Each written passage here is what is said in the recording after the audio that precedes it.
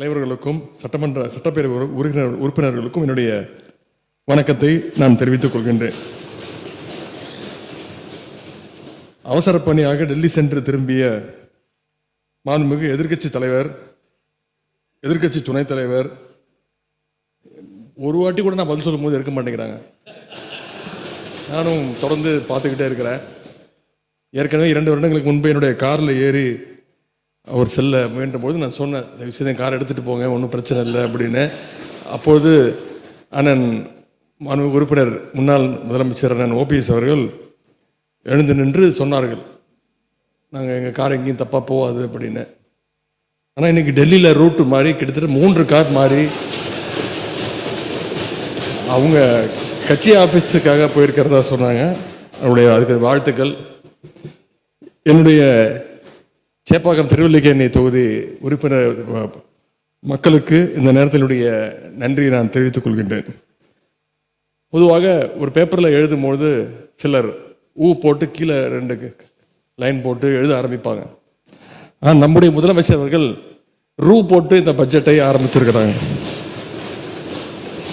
பாசிஸ்டுகள் எத்தனை ரூல்ஸ் போட்டு தமிழகமுடைய தலைவர் அவர்கள் இருக்கின்றவரை தமிழ்நாட்டுக்குள்ள இந்தி திணிப்பு மட்டுமல்ல, எந்த திணிப்பும் யாராலையும் கொண்டு வந்துட முடியாது என்பதை இந்த மாமன்றத்தின் மூலமாக எடுத்துரைத்து என்னுடைய பதிலுரையை நான் துவங்குகின்றேன். வறுமை ஒழிப்பு திட்டங்கள், ஊரக கடன்கள் துறை. 1989ஆம் ஆண்டு மகளிருடைய பொருளாதார சுதந்திரத்துக்காக தருமபுரி மண்ணிலிருந்து மகளிர் சுய குழுக்களை என்ற விதையை தூவியவரும் முத்தமிழ் டாக்டர் கலைஞர் அவர்கள்தான். இன்றைக்கு அந்த விதை தமிழ்நாடு எங்கும் பரவி மிகப்பெரிய ஒரு ஆலமரமாக திகழ்ந்து கொண்டிருக்கிறது. இன்னும் சொல்லப்போனால் இந்திய ஒன்றியமே நம்முடைய சுய குழுக்களை பார்த்து அவங்க திட்டங்களை விரிவுபடுத்திக்கிட்டு இருக்கிறாங்க. நான் எந்த மாவட்டத்திற்கு சென்றாலும் அங்குள்ள அந்த சுய உதவி குழுக்களை சேர்ந்த சகோதரிகளை நேரடியாக ஒவ்வொரு குழுவாக முடிந்தவரை சந்திக்க வேண்டும், அவங்களோட உரையாட வேண்டும் என்று முதலமைச்சர் அவர்கள் அறிவுறுத்தியிருந்தாங்க. அதன்படி சமீபத்தில் திருவாரூர் மாவட்டம் சென்ற பொழுது பழவனக்குடி ஊராட்சியை சேர்ந்த அந்த குழுக்களை, அந்த சகோதரிகளை சந்தித்து ரொம்ப நேரம் உரையாடினோம். அப்போது அந்த சகோதரிகள் சில கோரிக்கைகளை முன் வச்சாங்க. அதை முதலமைச்சருடைய கவனத்திற்கு எடுத்து சென்றவுடன் உடனடியாக அதை தீர்க்க வேண்டும் என்று உத்தரவிட்டோன்னு கோரிக்கைகள் ஏற்கப்பட்டு 5 மணி நேரத்துக்குள்ள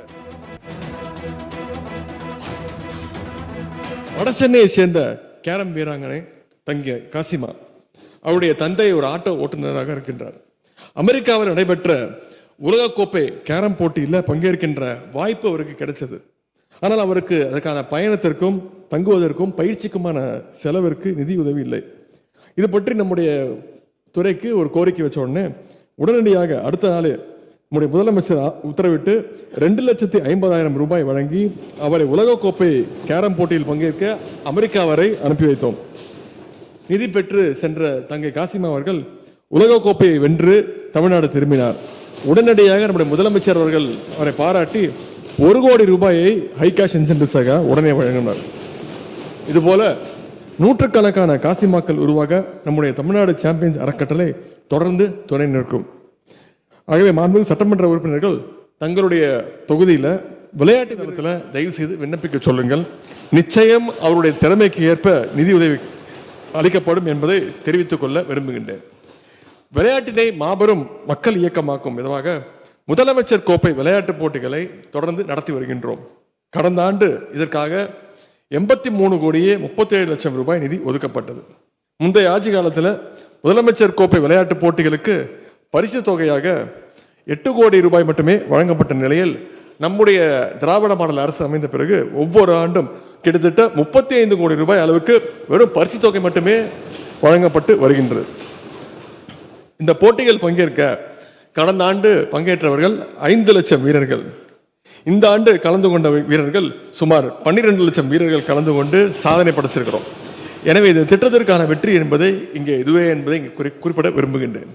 அதேபோல் பேரா விளையாட்டுகளை ஊக்குவிக்கும் வகையில் நாட்டிலேயே முதன்முறையாக சென்னை, திருச்சி, மதுரை, சேலம், கடலூர் மற்றும் திருநெல்வேலி என 6 மாவட்டங்களில் பேரா ஸ்போர்ட்ஸ் அரேனா அமைக்கப்படும் என்று அறிவிக்கப்பட்டது. அதற்காக மொத்தம் 5 கோடி ரூபாய் நிதியும் ஒதுக்கப்பட்டுள்ளது. இந்த பாரா விளையாட்டு மைதானங்களுக்கான பணிகள் இன்னும் 3 மாதங்களில் முடிவுற்று மக்கள் பயன்பாட்டிற்கு வர உள்ளன என்பதையும் இங்கே தெரிவித்துக் கொள்ள விரும்புகின்றேன். நம்முடைய மாண்புமிகு சட்டமன்ற உறுப்பினர் அண்ணன் ரவி அவர்கள் நேற்று பேசும்பொழுது புதிய விடுதிகள் திறக்கப்படவில்லை என்றும், விடுதிகள் ஹாஸ்டல்ஸ், ஸ்போர்ட்ஸ் ஹாஸ்டல்ஸ் மாணவர்களுடைய எண்ணிக்கை குறைவதாகவும் ஒரு கருத்தை கூறியிருந்தார். நம்முடைய அரசு அமைந்த இந்த 4 வருடங்கள்ல இதுவரை 6 புதிய விடுதிகள், மேயர் ராதாகிருஷ்ணன் ஹாக்கி ஸ்டேடியம்ல ஒன்று, அதே மாதிரி எஸ்டிஏடி டென்னிஸ் ஸ்டேடியம் நுங்கம்பாக்கத்தில் ஒன்று, எஸ்டிஏடி அக்வாட்டிக் காம்ப்ளெக்ஸ் வேளச்சேரியில் ஒன்று, ஸ்போர்ட்ஸ் யூனிவர்சிட்டி செங்கல்பட்டில் ஒன்று, அது மாதிரி காஞ்சிபுரம் மாவட்டத்தில் ஒன்று, சேலம் மாவட்டத்தில் ஒன்று, இதுவரைக்கும் 6 புதிய விடுதிகளை நம்முடைய அரசு அமைந்த பிறகு துவங்கி இருக்கின்றோம். தற்பொழுது 40 ஹாஸ்டல்ஸ் உள்ள நிலையில் வரும் ஆண்டில் புதிய விடுதிகளையும் திறக்க உள்ளோம்.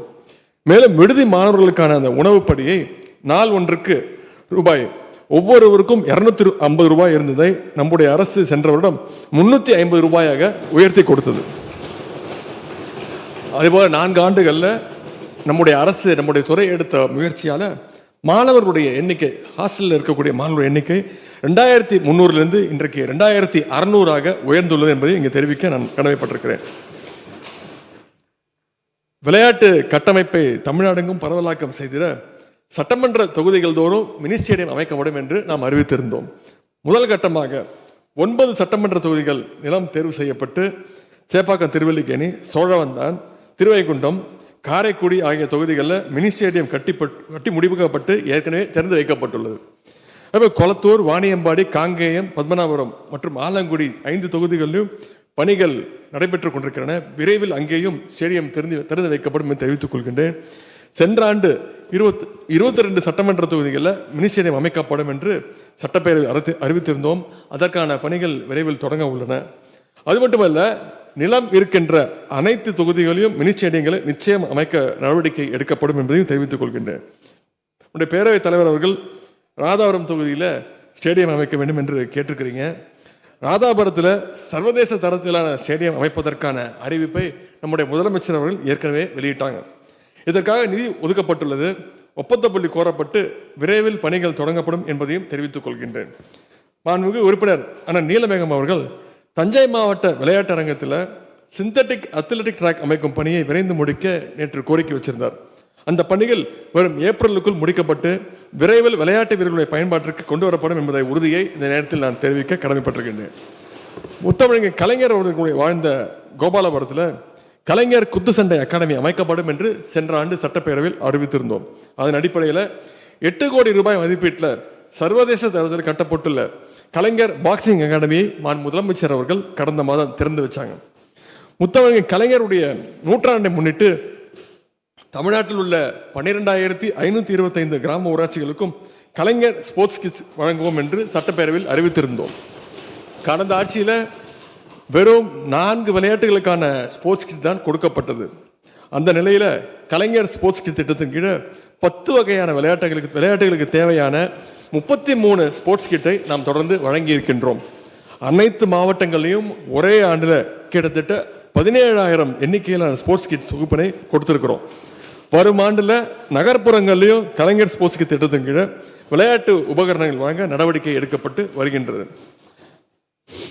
இப்படியாக தமிழ்நாட்டிலே விளையாட்டுத்துறை வளர்ச்சி புதிய உயரங்களை தொட்டிடும் வகையில் நம்முடைய இளைஞர் நலன் மற்றும் விளையாட்டு மேம்பாட்டுத்துறை அயராது பாடுபட்டு வருகிறது என்பதை மகிழ்ச்சியோடு நான் கூற விரும்புகின்றேன். மாண்புமிகு பேரவைத் தலைவருடைய அனுமதியோடு எனது துறை சார்ந்த புதிய அறிவிப்புகளை வெளியிடுகின்றேன்.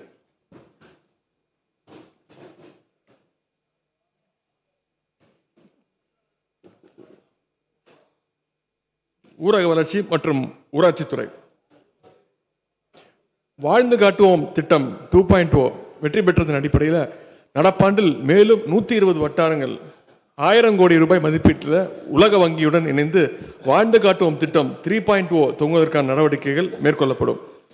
42,000 கிராமப்புற இளைஞர்களுக்கு வேலைவாய்ப்பு மற்றும் சுய வேலைவாய்ப்புடன் கூடிய திறன் பயிற்சி 66 கோடி ரூபாய் செலவில் வழங்கப்படும்.